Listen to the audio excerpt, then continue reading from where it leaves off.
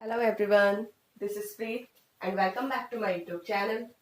Students, हम लोग देख रहे हैं chapter number 4 carbon and it's compounds.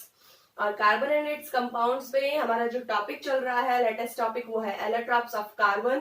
Carbon के एलोट्रॉप्स, जिनमें हमने देखा था कि जो क्लास 10th है उसके सिलेबस के अकॉर्डिंग इसमें जो है 3 तरह के एलोट्रॉप्स बताए गए हैं, diamond, graphite and full ring. जिसमें से जो ज्यादा इंपॉर्टेंट है वो डायमंड और ग्रेफाइट है। तो यहाँ पर हम लोग ये देखेंगे कि ये जो डायमंड और ग्रेफाइट है वो किस तरीके से अपनी फिजिकल प्रॉपर्टीज में एक दूसरे से डिफरेंट है। यानी कि कहने को तो दोनों ही एलोट्रॉप्स है कार्बन के एलोट्रॉप्स होने का मतलब दोनों ही कार्बन की फॉर्म है। आप लोग जानते हो कि इसको हिंदी में एलोट्रॉप्स को अपरूप बोलते हैं। अपरूप मतलब एक ही, मतलब एक तरीके से आप लोग कह सकते हैं ना कि अगर हम भाई एक ही माँ की दो संतानें हैं, है ना, लेकिन फिर भी इन दोनों में इतना डिफरेंस है रात दिन का कि डायमंड पूरी अलग चीज है और ग्रेफाइट पूरी ही अलग चीज है। डायमंड में आप लोग देखते हैं कि डायमंड इतना ज्यादा जो है हार्ड होता है, जबकि जो आपका ग्रेफाइट होता है वो उतना ही सॉफ्ट होता है। तो फर्स्ट ऑफ ऑल हम लोग देख लेते हैं डायमंड। तो डायमंड की सबसे पहले हम लोग देखते हैं बच्चों स्ट्रक्चर। तो यहाँ पे एक लाइन लिखी गई है कि each carbon is bonded with 4 other carbon atoms with strong bond। Diamond के स्ट्रक्चर में ईच कार्बन यानी हर एक कार्बन बॉन्ड होता है 4 अदर कार्बन एटम्स के साथ में। यानी कि एक कार्बन होता है, फिर उसके चारों तरफ 4 कार्बन और लगे होते हैं, ठीक है, और वो भी स्ट्रांगली बॉन्डेड होता है ये, यानी कि ये बहुत ही ज्यादा मजबूती से बॉन्ड बनता है। और यहाँ पर क्या होगा, जब चारों तरफ से 4 एटम से अगर बॉन्डेड रहेगा तो क्या होगा, इसके अंदर एक जो है वो नेटवर्किंग बन जाएगी, बहुत ही नेटवर्किंग, मतलब एक घना जाल बन जाएगा। तो ये जब बन जाएगा तो क्या होगा, ये बहुत ही ज्यादा हार्ड बन जाएगा, ठीक है। और दूसरी बात, अगर ये 4 अदर कार्बन एटम से बॉन्डेड रहता है देन यहाँ पर कोई भी इलेक्ट्रॉन फ्री नहीं रहता, ठीक है, नो फ्री इलेक्ट्रॉन्स। तो अगर कोई फ्री इलेक्ट्रॉन ही नहीं होगा देन यहाँ पर क्या होगा, इलेक्ट्रिसिटी का जो है वो कंडक्टर ये नहीं होगा, यानी कि it is a very poor conductor of electricity, क्योंकि यहाँ पर जो है फ्री इलेक्ट्रॉन होता ही नहीं है। तो each carbon is bonded with 4 other carbon atoms with strong bond. तो देखते हैं, देखिए किस तरीके से रहता है, स्ट्रक्चर बनाते हैं। ये बच्चों यहाँ पे इस तरीके से कार्बन का एक नेटवर्क बन जाता है। ये फर्स्ट ऑफ ऑल ये कार्बन था, ये देखिए 1 2 3 एंड 4 कार्बन से जुड़ा है। अगर हम लोग इस कार्बन की बात करें तो देखिए 1 2 3 4 अदर कार्बन से जुड़ा है, ठीक है। अगर इस कार्बन की बात करें तो 1 2 3 एंड 4 ये अदर कार्बन से जुड़ा है। अगर इस कार्बन की बात करें तो 1 2 3 4, यानी कि इसे कुल मिला के बात यह है कि जो एक कार्बन है वो अदर 4 कार्बन एटम के साथ में जुड़ा हुआ होता है, बहुत ही स्ट्रांगली बॉन्डेड होता है। और इस वजह से यहाँ पर जो है वो जो डायमंड है वो बहुत ही ज्यादा कैसा होता है, एकदम ही ठोस होता है, सॉलिड होता है, ठीक है, बहुत ज्यादा हार्ड होता है, क्योंकि यहाँ पर कोई जो है वो स्पेस ही नहीं रह पाता। तो इसलिए यहाँ पर एक नेटवर्किंग स्ट्रक्चर बन जाती है। पहला रीजन तो ये, और दूसरा रीजन यहाँ पर इलेक्ट्रॉन जो है फ्री स्टेट में नहीं रहता, इसलिए यहाँ पर इलेक्ट्रिसिटी का कंडक्शन भी नहीं हो पाता। तो देखते हैं आगे। तो देखिए डायमंड, इसके कुछ पॉइंट्स है। Each carbon is bonded with 4 other carbon atoms with strong bond, ये हम देख चुके हैं। Diamond is very hard, diamond का जो नेचर होता है वो होता है एकदम सॉलिड फॉर्म, बहुत ही ज्यादा हार्ड होता है। Third point is there are no free electrons. इसकी जो स्ट्रक्चर, इसकी जो बनावट इस तरह की होती है कि इनमें कोई फ्री इलेक्ट्रॉन्स नहीं होते, सो it is a bad conductor of electricity. इसलिए ये इलेक्ट्रिसिटी के बैड कंडक्टर होते हैं, या पुअर कंडक्टर भी आप इसको बोल सकते हैं, क्योंकि जब जो इलेक्ट्रॉन ही नहीं होगा देन इलेक्ट्रिसिटी पास कहां से होगी, ठीक है, तो फिर ये उस इलेक्ट्रिसिटी को कंडक्ट भी नहीं कर पाते हैं। Fourth point is it is shiny and lustre.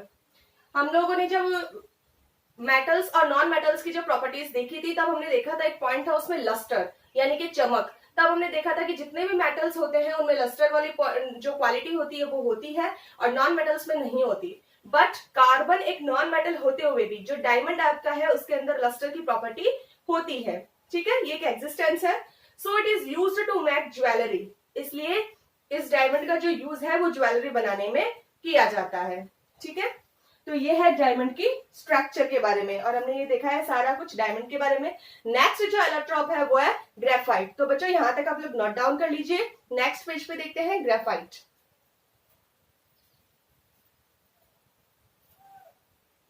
Next देखिए बच्चों ग्रेफाइट।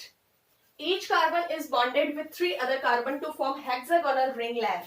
ठीक है, जब हमने डायमंड की स्ट्रक्चर पढ़ी थी तब हम देख रहे थे कि जो एक कार्बन है वो 4 अदर कार्बन से जुड़ा हुआ है। बट ग्रेफाइट में क्या होता है कि हर एक कार्बन 3 अलग कार्बन एटम के साथ में जुड़ा होता है, यानी कि इसके अंदर 4 कार्बन से नहीं बल्कि 3 कार्बन से जो है वो बॉन्ड बनाता है। ये इन दोनों की स्ट्रक्चर के अंदर सबसे बड़ा डिफरेंस होता है, to form hexagonal ring layer. तो और ये जो स्ट्रक्चर है वो किस टाइप की होती है, हेक्सागोनल रिंग लेयर की टाइप की होती है। हेक्सागोनल रिंग की जो है लेयर्स यानी कि जो परतें हैं वो बनती है। जैसे कि आप लोग यहाँ देख रहे हैं, मान लीजिए ये फर्स्ट कार्बन है, तो ये कार्बन देखिए इसके साथ जुड़ा है, इसके साथ जुड़ा है, इसके साथ जुड़ा है। तो each carbon is bonded with 3 other carbon. इस कार्बन को देखिए, इसके साथ जुड़ा है, इसके साथ जुड़ा है, इसके साथ जुड़ा है, यानी कि हर कार्बन के साथ में 3 अदर कार्बन एटम ऐड है, यानी कि बॉन्ड से बंधे हुए हैं। और बच्चों एक चीज और, इसके अंदर जो बॉन्डिंग होती है वो डबल बॉन्डिंग होती है, जिसके बारे में हम लोग 11th क्लास के अंदर ज्यादा अच्छे से पढ़ेंगे केमिस्ट्री के अंदर। तो यहाँ जो आपके सिलेबस में है वो सिर्फ इसकी स्ट्रक्चर ही दे रखी है कि बॉन्डेड होता है 3 अदर कार्बन से और हेक्सागोनल रिंग लेयर बनाता है। ठीक है, तो ये जो हेक्सागोनल बन रही है देखिए, इसके जो वर्टिक्स देखिए 6 वर्टिक्स है इसके, है ना, तो हेक्सागोनल रिंग लेयर बन रही है। तो ये है ग्रेफाइट की स्ट्रक्चर। और अब अदर जो इसकी बात करते हैं स्पेशलिटीज ग्रेफाइट के अंदर। नेक्स्ट पॉइंट आप लोग सामने देख रहे हैं बच्चों, graphite has 1 free electron. Graphite की स्ट्रक्चर के अंदर एक फ्री इलेक्ट्रॉन होता है। जब जब इसके अंदर बॉन्डिंग बनती है, यानी कि जब भी एक कार्बन 3 अदर कार्बन के साथ में बॉन्ड बनाएगा, देन वहां पे आपके एक फ्री इलेक्ट्रॉन रहेगा। और एक फ्री इलेक्ट्रॉन रहने का मतलब है it is a good conductor of electricity. तो graphite has 1 free electron, so it is a good conductor of electricity, क्योंकि अगर इलेक्ट्रॉन होगा तो इलेक्ट्रिसिटी पास करेगा और इलेक्ट्रिसिटी का अच्छा कंडक्टर भी होगा। तो ये है ग्रेफाइट का सेकंड पॉइंट। नेक्स्ट पॉइंट देखिए, graphite is soft in nature. जो ग्रेफाइट होता है उसका जो नेचर कैसा होता है, सॉफ्ट होता है। तो आप बच्चों साथ साथ में डायमंड और ग्रेफाइट में डिफरेंस भी देखते जाइए, ठीक है ना। जो डायमंड था वो कैसा था नेचर में, एकदम हार्ड था, और जो ग्रेफाइट होता है वो कैसा है, सॉफ्ट है। तो नेक्स्ट पॉइंट देखते हैं ग्रेफाइट का। एंड नेक्स्ट पॉइंट देखिए, it is used in pencil, cell and battery. इसका जो यूज है ग्रेफाइट का वो पेंसिल में किया जाता है। पेंसिल की जो लीड होती है बच्चों उनके अंदर ग्रेफाइट लगा होता है। और सेल एंड बैटरी, और जो सेल और बैटरी होती है उसमें भी ग्रेफाइट का यूज किया जाता है। तो ये आपकी हो गई डायमंड और ग्रेफाइट के बारे में, इनकी स्ट्रक्चर और इनकी जो स्पेशलिटीज है, जो क्वालिटीज है, क्या क्या होती है उनके बारे में हो गया। नेक्स्ट जो इसका एलोट्रोप है वो है fullerene. Next allotrope is fullerene. It is an allotrope of carbon containing cluster of 60 carbon atoms joined together to form spherical molecules. यहाँ पर क्या होता है, ये कार्बन का ही एलोट्रोप है जिसमें 60 कार्बन जो है लगे होते हैं, ज्वाइंट टुगेदर, एक साथ लगे होते हैं, टू फॉर्म स्पेरिकल मॉलिक्यूल्स, और एक स्पेरिकल मॉलिक्यूल बनाते हैं, यानी कि एक गोलाकार जिसकी जो शेप है वो लगभग फुटबॉल की जैसी होती है, इसलिए इसका नाम फुलरीन भी रखा गया है, जो कि बंकविस्टर फुलरीन ने इसका नाम रखा है। तो ये आपसे इसके बारे में ज्यादा नहीं पूछा जाता है, बस इसमें इतना सा इंपॉर्टेंट है कि इसके अंदर कितने कार्बन जुड़े होते हैं, 60 यानी कि 60 कार्बन जो है इसके अंदर टुगेदर ज्वाइंट होते हैं। और ये किस टाइप की स्ट्रक्चर होती है, ये स्पेरिकल स्ट्रक्चर होती है। बस 1-2 क्वेश्चन इसमें पूछे जाते हैं। And it is dark solid at the room temperature, और ये रूम टेम्परेचर पे कैसा होता है, डार्क सॉलिड होता है। तो फुलरीन के बारे में आपको सिर्फ इतना ही ध्यान में रखना है, तो ये चीज आप नोट डाउन कर लीजिए। नेक्स्ट टॉपिक देखते हैं नेक्स्ट पेज पे। Next topic is organic compounds. Next topic जो हमारा है बच्चों वो है organic compounds. What is the organic compounds? The compounds of carbon are known as organic compounds. जो कंपाउंड्स कार्बन के होते हैं उन्हें ऑर्गेनिक कंपाउंड्स बोले जाते हैं, ठीक है।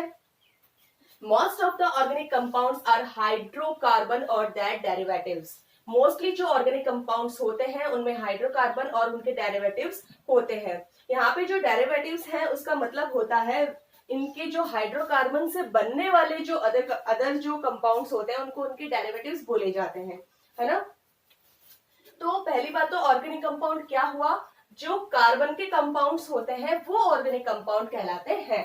Carbon compounds are called organic compounds. और ऑर्गेनिक कंपाउंड्स में जो मोस्टली जो कार्बन के अंदर भी जो मोस्टली ऑर्गेनिक कंपाउंड्स होते हैं वो होते हैं हाइड्रोकार्बन, यानी कि ऐसे कार्बन जिनके साथ में हाइड्रोजन जुड़ी होती है, वही तो हुए हाइड्रोकार्बन। नाम से पता चल रहा है हाइड्रोकार्बन, यानी कि ऐसे कार्बन जिसके साथ में हाइड्रोजन जुड़ी हुई है और उनके डेरिवेटिव्स। ठीक है, तो अब मैंने यहाँ पे लिखा है एग्जाम्पल, बट मैंने एग्जाम्पल सामने लिखा नहीं है। तो एग्जाम्पल में क्या क्या हो सकता है, तो ऐसे कुछ फॉर्मूले हैं जैसे एथेन, एथीन, मिथेन। इनमें क्या है, कार्बन के साथ में हाइड्रोजन ही तो जुड़ी हुई है ना।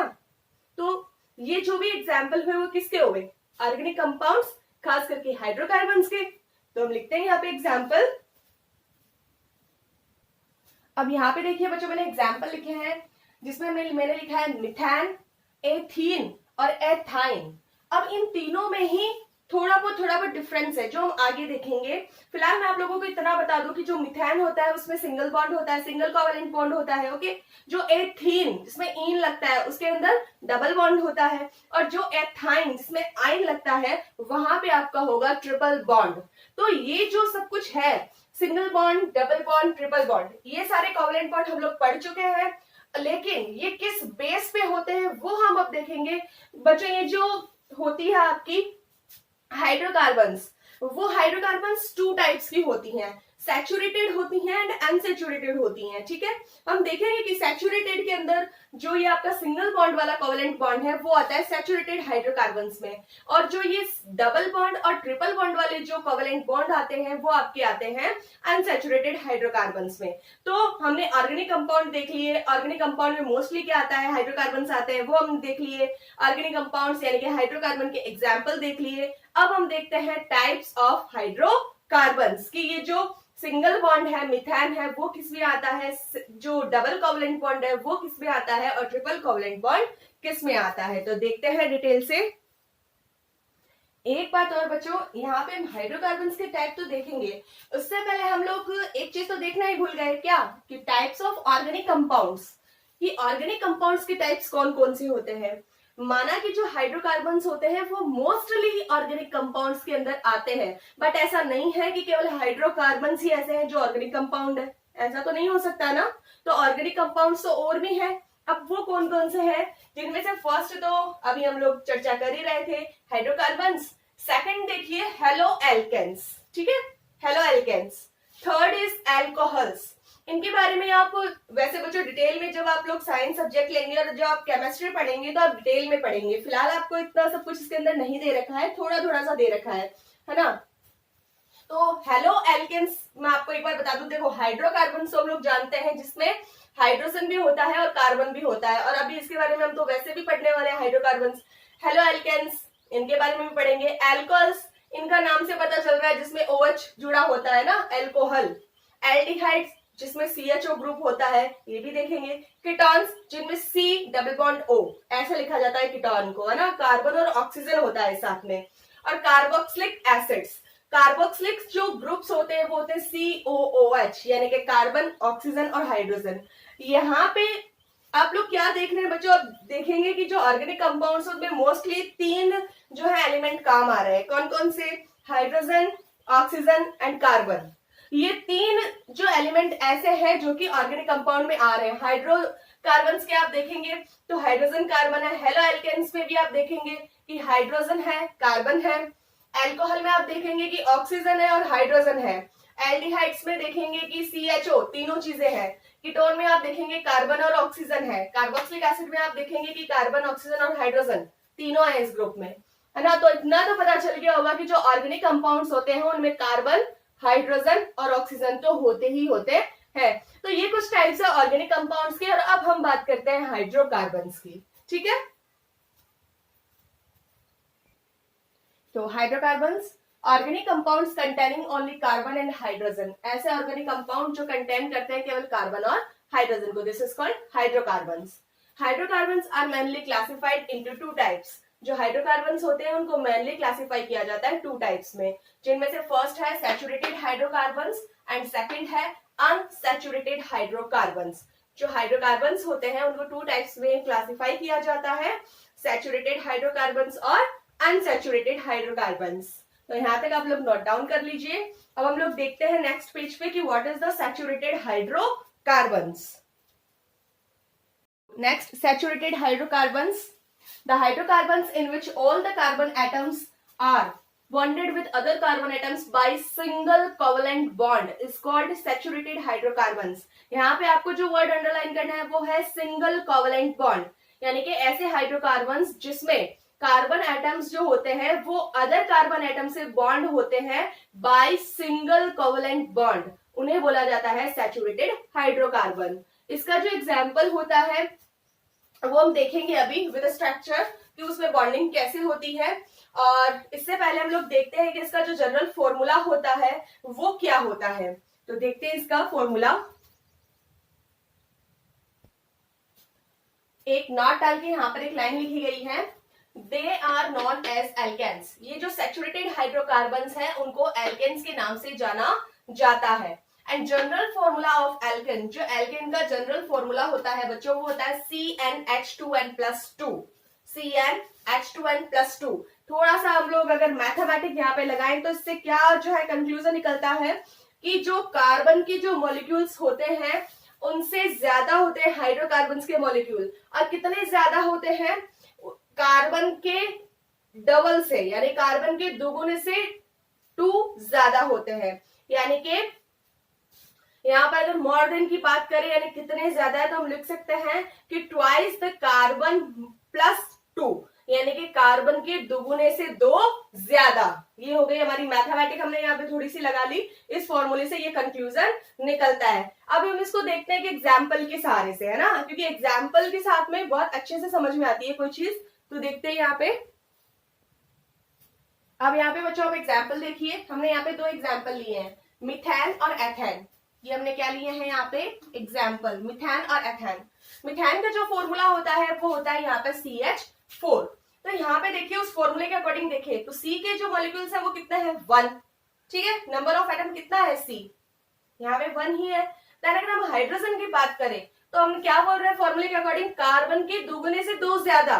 तो कार्बन का पहले डबल कितना होगा, 1 का डबल 2 में 2 ऐड करेंगे 4, तो आ गया ना। हाइड्रोजन कितना है 4, तो सेटिस्फाई कर रहा है ना इस जनरल फॉर्मूले को। चलिए एक और देख लेते हैं, एथेन।